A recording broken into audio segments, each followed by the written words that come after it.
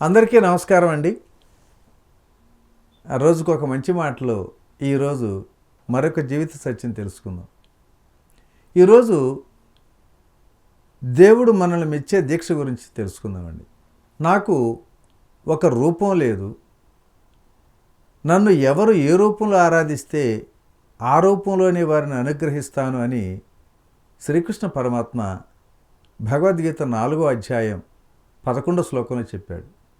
పార్థ, నీకు ఒక దైవరూపం, ఒక దేవుడి పేరు అంటే ఇష్టం కాబట్టి అందరినీ అందులోకి మళ్లించే ప్రయత్నం చేయవద్దు. ఎవరు ఏ విధంగా నన్ను సేవిస్తున్నారో, పూజిస్తున్నారో వారిని అదే విధంగా నేను అనుగ్రహిస్తాను. మనుషులందరూ నా మార్గాన్ని అనుసరిస్తున్నారు అని శ్రీకృష్ణ పరమాత్మ చెప్పాడు. కాబట్టి దేవుణ్ణి పూజించటానికి రూపం ప్రధానం కాదు. మరి దానికి ఉదాహరణ ఒక చిన్న కథ ద్వారా తెలుసుకుందాం. పూర్వం ఒక వర్తకుడు ఉండేవాడండి. రోజు శివుని ఆరాధించేవాడు. 4-5 తరాలుగా శివుడు వారి ఇంటి దైవం.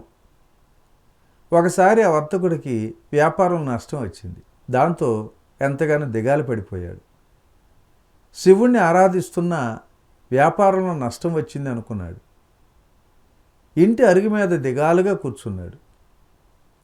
అతని దూరపు బంధువు ఒకరు ఆ దారి వెంట వెళుతూ వర్తకుడిని పలకరించాడు. ఎందుకు దిగాలుగా ఉన్నావని అడిగితే వ్యాపారంలో నష్టం గురించి చెప్పాడు వర్తకుడు.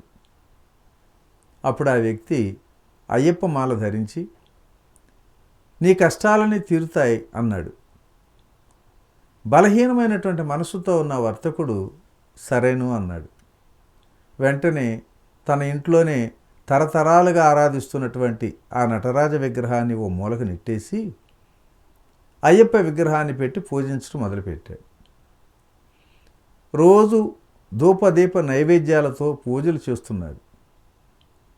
అనుకోకుండా వ్యాపారంలో మళ్ళీ లాభం వచ్చింది. అమ్మయ్య, అయ్యప్ప పూజ ఫలించింది అని ఎంతగా సంతృప్తిగానే అనుకున్నాడు. ఒకరోజు ఇంట్లో పూజలో ఉండగా అయ్యప్ప ముందు వెలిగించినటువంటి ధూపం పొగ పక్కనే ఉన్నటువంటి నటరాజ విగ్రహం దగ్గరకు వెళుతుండటం చూశాడు. గాలి మూలంగా పొగ అటువైపు వెళుతుంది. అయ్యప్ప కోసం ధూపం వెలిగిస్తే శివుడికి ఎందుకంట? ఎంత ఆరాధించినా శివుడు నన్ను పట్టించుకోలేదు కదా అని మనసులో అనుకుంటూ శివుడి వైపు ధూపం పొగ వెళ్లకుండా చేయి అడ్డం పెట్టాడు. అయితే ఆ చేతి కింద నుంచి పొగ వెళ్ళటం మొదలుపెట్టింది. దాంతో ఇక తనే అడ్డంగా నిలుచున్నాడు. అతని పక్క నుంచి పొగ మళ్ళీ వెళుతుంది. నిజానికి గాలి మూలంగా పొగ అటువైపు వెళుతుంది అనుకున్నాడు. అప్పుడేం చేశాడంటే అడ్డంగా నిలుచున్న శివుడి వైపు ఆ ధూపం వెళుతుంది కదా అని ఒక వస్త్రం తీసుకొచ్చి శివుడు ధూపం పొగ పీల్చుకోకుండా ఆ నటరాజస్వామి విగ్రహం ముక్కులో పెట్టేశాడండి. వెంటనే శివుడు ప్రత్యక్షమయ్యాడు. వర్తకుడు అర్ధనారీశ్వరుడి కాళ్ళ మీద పడి క్షమించమని వేడుకున్నాడు. తరతరాలుగా ఆరాధిస్తున్న ఎప్పుడూ కలిగిన భాగ్యం ఈరోజు నీకు కలిగింది.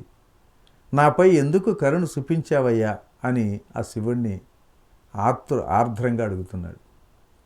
అప్పుడు శివుడు అంటున్నాడు, నువ్వు ఎప్పుడు పూజ చేసినా నన్ను రాతి విగ్రహంగానే భావించావే. ధూపం పొగ ఎటుపోయినా పట్టించుకోలేదు. కానీ ఇప్పుడు నన్ను రాతి విగ్రహం అనుకోలే. నువ్వు నేను పొగ పీలుస్తున్నానని నమ్మావు. నా పైన సంపూర్ణ విశ్వాసం చూపావు. భక్తితో ఉన్నా వైరభావంతో ఉన్నా సరే నాకు కావాల్సింది నీ నమ్మకం అన్నాడు. ఇప్పుడు చెప్పండి, మరి శివుడు వేరు, అయ్యప్ప వేరా? ఇక్కడ మనకు నమ్మకం ప్రధానం కాదంటారా? అంత నమ్మకం అప్పుడే శివుడిపై ఉంటే ఆయనే కాపాడేవాడు కదా. ఆ మాటే శ్రీకృష్ణుడు ఇక్కడ చెప్పాడు.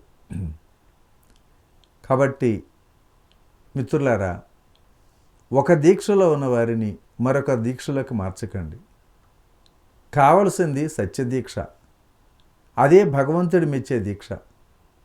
ఎవరు ఏ విధంగా నన్ను సేవిస్తున్నారో పూజిస్తున్నారో వారిని అదే విధంగా నేను అనుగ్రహిస్తున్నాను. మనుషులందరూ నా మార్గాన్ని అనుసరిస్తున్నారు అన్నాడు శ్రీకృష్ణ పరమాత్మ.